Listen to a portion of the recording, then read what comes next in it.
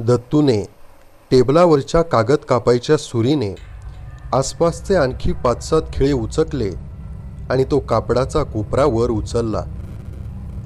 आतमध्ये काहीतरी लिहिलेला एक कागद त्याला दिसला. दत्तू आता तो कागद समोर ठेवून बसला आणि त्याला दिसलं की गोविंदरावांच्या आधीच्या पिढीपासूनची सर्व तपशीलवार माहिती त्या तक्त्यामध्ये होती. गोविंदरावांचे वडील, 2 चुलते, एक आत्या, आई, सावत्र आई, एक सख्खी बहीण.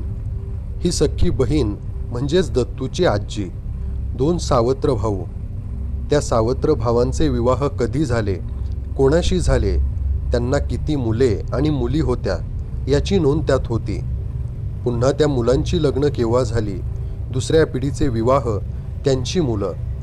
शेवटच्या पिढीतल्या काही नावांसमोर दत्तूला प्रश्नचिन्ह दिसली. दत्तूच्या मनात एक कल्पना आली होती. या सर्व, निदान त्याच्याबरोबरची जी पिढी आहे त्या सर्व नातेवाईकांना आपण शिवपूरला बोलवायला काय हरकत आहे.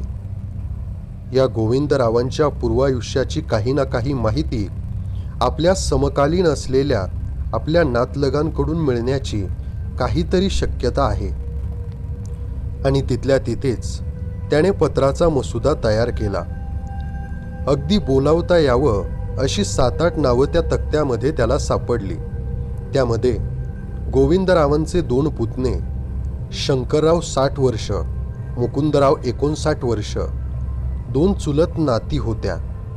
त्यात शीला 35 वर्ष, सविता 34 वर्ष आणि 3 नातू होते. 2 सख्खे भाऊ होते, विजय आणि संजय, वय वर्ष 30 आणि 28, आणि एक गोपाळ, त्याचे वय 28 वर्ष. दत्तूला या 7 जणांचे पत्ते आता उपलब्ध झाले होते आणि सकाळी सकाळी तो पोस्ट ऑफिस शोधण्यासाठी बाहेर पडला. बरोबर त्याने ती पुस्तकांची यादीही ठेवली होती. त्याला शंका आली होती की त्या पुस्तकांची माहिती असणारी व्यक्ती अशी सहजासहजी सापडणार नाही आणि या पुस्तकांचा शोधही जरा आडमार्गानेच घ्यायला लागेल. गावात हिंडायला लागताच त्याला जाणवलं की दस्तांचे वारस म्हणून आपल्याला गावात एक विशेष स्थान आहे. काही लोक त्याच्याशी आढ्यतेने वागत होते तर काही अगदी लाचारीने.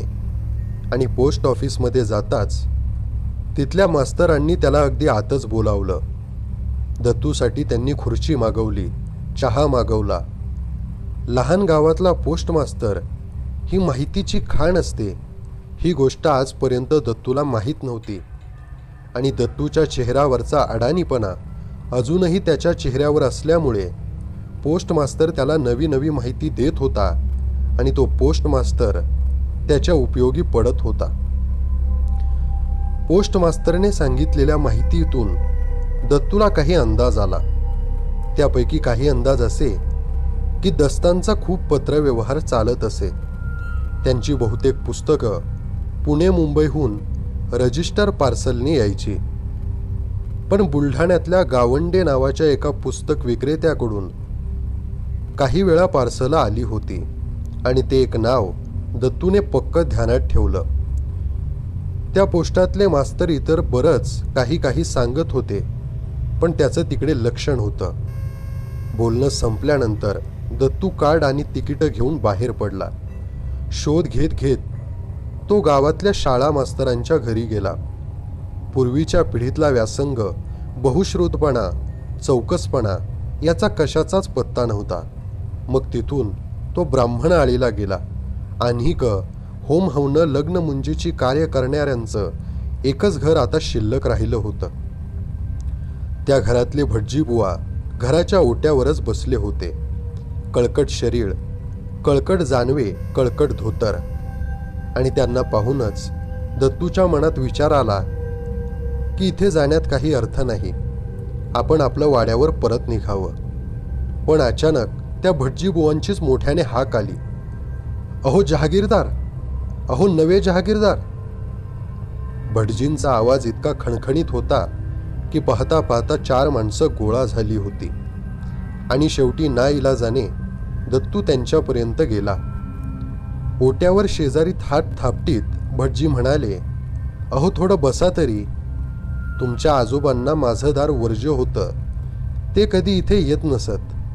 पण तुम्हाला काही हरकत नाही. मग दत्तू बसायला तयार झाला. बसता बसता दत्तूला वाटलं, या एका वाक्यात भटजींनी आपल्याला बरंच काही रहस्यमय सांगितलं आहे की तुमच्या आजोबांना माझं दार वर्ज्य होतं. मग दत्तूनेच पुढाकार घेतला. का हो गुरुजी, तुमचं दार आमच्या आजोबांना वर्ज्य असण्याचं काय कारण? अहो बसा तर खरं आधी. नाव काय म्हणाला तुमचं? दत्तोपंत नाही का? तर मग दत्तोपंत, बरं झालं तुम्हीच आलात ते. नाहीतरी माझा विचार होताच की एकदा वाड्यावर येऊन जावं. आता वाड्याच्या आत आलो नसतो. तो थेरडा जखोबा आहे ना अजून. त्या थेरड्याकरवी तुम्हाला बाहेर बोलावलं असतं. पण मलाही वाड्यावर यायचंच होतं. बरं झालं आज तुम्हीच आलात ते. मग दत्तू म्हणाला, गुरुजी, तुम्हाला माहीत आहे की मी अगदी नवा आहे. आजोबांना तुमचं दार वर्ज्य, तुम्ही आत आला नसतात. हा नक्की काय प्रकार आहे? मला जरा नीट सांगता का? गुरुजींनी विचारलं, तुम्हाला आता वेळ आहे ना? ठीक आहे, तर मग एक कपभर चहा घेऊ आणि तोवर गप्पा मारू. चला आत. दत्तू भटजींच्या मागोमाग आत गेला. एका हाताला आड होता. तिथेच 2-3 मोगरीची झाडे होती. अळवाचं खाचन होतं. अंगणात मध्ये वृंदावनात तुळस होती. एक मजली घरावर माळवद होतं. पांढऱ्या रंगावर पिवळी रेग मारलेली होती. काचेचं स्वस्तिक होतं आणि त्याखाली श्रीराम असं लिहिलं होतं. हे बघितलंत का? त्या अक्षरांकडे बोट दाखवीत भटजी म्हणाले, श्रीराम. म्हणून त्यांना माझं दार वर्ज्य होतं. आणि दत्तूचा चेहरा प्रश्नार्थक झाला. भटजीचा आवाज ऐकताच आतून 14-15 वर्षाची एक गोंडस मुलगी बाहेर आली होती. अगं चिमे, 2 कप चहा करतेस का? भटजी म्हणाले आणि दत्तूच्या खांद्यावर हात ठेवीत ते म्हणाले, आत या दत्तोपंत. आत अंधार होता. जमीन धोपेटलेल्या मातीची, खाच खळग्यांची होती आणि भिंतीशी एक जुनी विटकी सतरंजी अंथरलेली होती. एका अंगाला घडवंची, तिच्यावर बिन अभऱ्याच्या जुन्या गाद्यांच्या वळकट्या रचून ठेवल्या होत्या. लाकडी तक्तपोशी धुराने काळवंडून काळी पडली होती आणि मध्ये तारेला एक जुन्या पत्र्याचा खूप मोठ्या शेडचा स्टँड टांगला होता. तो विचार करत होता की आपणही अगदी 2 महिन्यांपूर्वी अगदी अशाच जागेत नव्हतो का राहत? भटजींना कोणताही संकोच वाटत नव्हता. ते पूर्णपणे निर्मोही होते.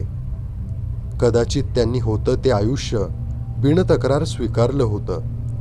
गुरुजी भिंतीपाशी बसले. दत्तूही त्यांच्या शेजारी बसला आणि भिंतीच्या कोनाड्यातलं पानदान काढून गुरुजींनी पानांच्या शिरा काढायला सुरुवात केली. दत्तोपंत, ते अगदी खालच्या आवाजात म्हणाले, हे पहा, नाही त्या गोष्टीत नाक खुपसण्याचा माझा स्वभाव नाही. पण मला एक सांगा, तुम्ही मलाच भेटायला इकडे आला होतात ना? दत्तूने मानेनेच हो अशी खूण केली. कशासाठी? दत्तूने खिशातला तो पुस्तकांच्या नावांच्या यादीचा कागद काढला आणि गुरुजींच्या पुढे ठेवला. आधी गुरुजींनी कागद अगदी सहज उचलला, पण 1-2 ओळी वाचताच त्यांच्या पावित्र्यात झालेला बदल दत्तूच्या तीक्ष्ण नजरेतून सुटला नाही. गुरुजी एकदम ताठ बसले. कागदावरून एकदा त्याच्याकडे पाहून त्यांनी सर्व नावं वाचली आणि कागद खाली ठेवला. गुरुजी, दत्तू म्हणाला, मी तसा शिक्षणात मागेच राहिलेलो आहे आणि आता इथे वाड्यात राहायला आलो आहे, आणि अगदी मालक म्हणून. आजोबांच्या खोलीत पुस्तकांनी गच्च भरलेली कपाटं आहेत. त्यातली काही पुस्तकांची नावं आहेत. मी आजोबांना जन्मातही पाहिलेलं नाही. अहो, पाहिलेलं सोडा, असे कोणी दस्त नावाचे नातेवाईक आहेत हेही मला माहीत नव्हतं. आता इथे आलो आहे तर एकेका गोष्टीची ओळख करून घेत आहे. ही पुस्तकं कशाची आहेत याची मी चौकशी करत होतो. त्यातली काही संस्कृतमध्ये आहेत. तेव्हा वाटलं की ओशाळून तो गप्प बसला. गुरुजी मोठमोठ्याने हसत होते. दत्तोपंत, माझ्या अवतारावरून मी अगदी कुडमुड्या गुरुजी वाटतो नाही का? अहो, असल्या गावात झकपक राहून चालतच नाही. मी तुम्हाला दोष देत नाही, पण गावात राहायचं तर फार कुणाच्या डोळ्यावर यायला नको. पण दत्तोपंत, मी सुद्धा अगदी 3 वर्ष बनारसला अभ्यासाला होतो. ही सारी पुस्तकं मला माहीत आहेत. ही एका खास उपासनेची आहेत आणि आम्ही त्या उपासनेला वामपंथी म्हणतो. चिमी, चहाचे 2 कप घेऊन ये. आणि चिमी चहाचे कप घेऊन आली. चहा पातळ लालसर होता. अगदी महिन्याभरापूर्वी दत्तू सुद्धा असला चहा सकाळ संध्याकाळ ढोसत होता.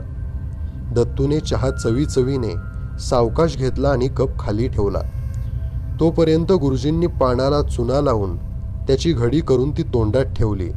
काताचा खडा तोंडात टाकला आणि सुपारी कातरायला घेतली. आणि ते पुढे बोलू लागले. दत्तोपंत, तुमचे आजोबा गोविंदराव दस्त मोठे विलक्षण गृहस्थ होते. बुद्धिमान, चिकाटीचे, बेडर, तितकेच हट्टी आणि सोबतीला पैसाही होता. तेव्हा गर्व, इतरांना तुच्छ लेखायची वृत्ती हेही ओघाणं आलंच. त्यांच्यापाशी केवळ पैसाच नव्हता, आणखीही काही काही होतं. आता 1-2 प्रश्न विचारतो. सर्व वाड्यात तुमच्या आजोबांचा फोटो तुम्हाला दिसला का? नाही ना? देवघरात पाहिलत का? देवघरात एकही देव दिसणार नाही. अहो, सर्व वाड्यात देवदेवतांचं एकही चित्र नाही, तसबीर नाही की कुठलं कॅलेंडर नाही. माझ्या आठवणीनुसार वाड्यात कधीही कोणताही धार्मिक विधी झालेला नाही. देवाचा मार्ग सोडलेल्याच्या या सर्व खुणा आहेत. देवधर्माकडे, मानवतेच्या आदर्शांकडे तुमच्या आजोबांनी पूर्णतः पाठ फिरवली होती. वर्षानुवर्षे त्यांचा एक कठोर अभ्यास, एक कठोर साधना सुरू होती. त्यांचं ध्येय काय होतं हे मला सुद्धा ज्ञात नाही. मग दत्तू म्हणाला, गुरुजी, हे सगळं भयानक आहे. अहो, तुम्ही जे सांगितलंत, किती विलक्षण चित्र रंगवलं तुम्ही. ते जबडे वकील तर म्हणत होते. अहो, सोडा हो त्या जबड्याचं. तुम्हाला माहीत नाही, पण तो जबडे त्या दस्तांचा चमचा आहे. त्यांनी शीळ घातली की हा कुत्र्यासारखा शेपूट हलवायचा. तो काहीही सांगेल तुम्हाला. पण लक्षात घ्या, या गावात कुणाच्या शब्दावर विसंबून राहू नका. गुरुजींचा त्या जखोबा इतकाच या जबड्यांवरही राग दिसत होता. मग दत्तूने विचारलं, गुरुजी, तुमचा आणि माझ्या आजोबांचा काही वाद झाला होता का? गुरुजींच्या चेहऱ्यावरून न वाचता येण्यासारखा एक भाव गेला. राग असेल, चीड असेल, इतर काही असेल. पण हवेत हात हलवत गुरुजी म्हणाले, पंत, ते सर्व आता इतिहास जमा झालं. एकदा मी त्यांच्या वाड्यावर गेलो होतो, पण मला त्यांनी आत येऊ दिलं नव्हतं. त्यानंतर ते तावातावाने माझ्या घरी आले होते, पण त्यांना माझ्या घराचा उंबरठा ओलांडता आला नाही. जाऊ द्या त्या आठवणी. आणि दत्तू जायला उठला. गुरुजी, इतका वेळ बोलणं झालं, पण तुम्ही मला काहीच सल्ला देत नाही आहात. त्या पुस्तकांबाबत मी अधिक चौकशी करावी का? ती पुस्तकं वाचावीत का? त्यांचा अभ्यास धोक्याचा ठरेल का? गुरुजीही उठले. अहो पंत, पुस्तकं वाचायला काय हरकत आहे? खुशाल वाचा. म्हणजे जर वाचायला जमली तर नक्कीच वाचा. गुरुजींबद्दल दत्तूचं मत एकूण चांगलं झालं होतं. दारापाशी पोहोचल्यावर तो म्हणाला, गुरुजी, आता आजोबा गेले आहेत. आता तुम्हाला माझ्या वाड्यावर यायला काहीच हरकत नाही. असं? तुम्हाला खरंच असं वाटतं का? ते बारीक नजरेने दत्तूकडे पाहत म्हणाले, ठीक आहे, पाहू. आता तुम्ही असालच वाड्यात. आणि गुरुजींनी दत्तूला निरोप दिला आणि आपल्या मनामध्ये असंख्य प्रश्न घेऊन दत्तू पुन्हा एकदा आपल्या वाड्याकडे चालू लागला.